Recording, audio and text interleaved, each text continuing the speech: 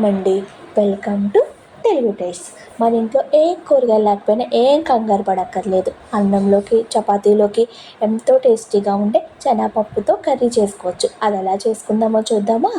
శనగపప్పుని ముందుగా 4 to 5 whistles వచ్చే వరకు బాగా ఉడికించుకోవాలి. ఉడికించిన శనగపప్పుని పక్కన పెట్టుకొని మనం కర్రీకి సరిపడని ఆనియన్, టమాటా వేసుకొని కొంచెం పేస్ట్ చేసుకోవాలి. కచ్చాపచ్చా పేస్ట్ చేసుకోవాలి. చేసుకున్న తర్వాత ఒక కడాయి పెట్టుకొని కడాయిలో ఆయిల్ వేసుకోవాలి. ఆయిల్ వేడెక్కాక పచ్చిమిర్చి, కరివేపాకు వేసుకొని కాసేపు వేగించి ఈ ఆనియన్ టమోటా పేస్ట్ని చూడండి, మనం ఆల్రెడీ మిక్సీ చేసుకొని పక్కన పెట్టుకున్నామా, ఆ పేస్ట్ కూడా వేసుకొని కొంచెం వాటర్ వేసుకొని బాగా ఉడకనివ్వాలి. ఇప్పుడే బాగా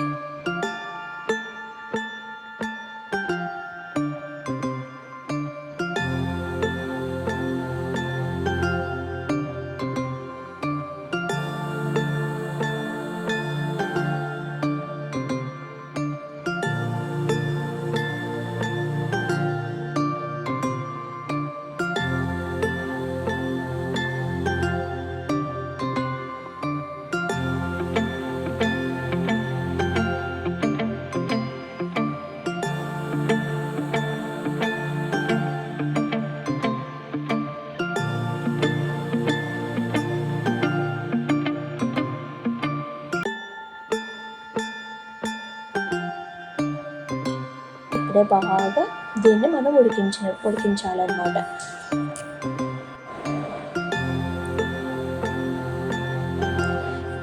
మధ్యలో కలుపుకుంటా ఉప్పు, కారం ఇవన్నీ ఉప్పు, కారం, మసాలాలు అన్నీ వేసుకొని ఉడకనివ్వాలి.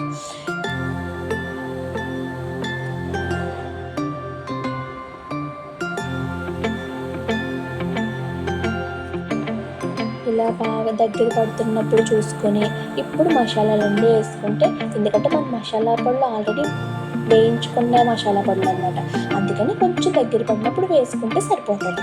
ఇలా వేసుకున్న మసాలా పొడులన్నీ కొంచెం మనకి స్మెల్ వస్తుంది చూడండి, అలా స్మెల్ వచ్చినప్పుడు మనం ఇందులో పప్పుతో వాటర్ ఉంటుంది కదండి, ఉడకబెట్టేటప్పుడు ఆ వాటర్తో కలిపి వేసేసుకుంటే కాసేపు పోయిన తర్వాత మనకి పప్పు కర్రీ రెడీ. ఇప్పుడు మనం అన్నంలోకి, చపాతీలోకి ఎందులోకైనా తినచ్చు. చాలా టేస్టీగా ఉంటుంది.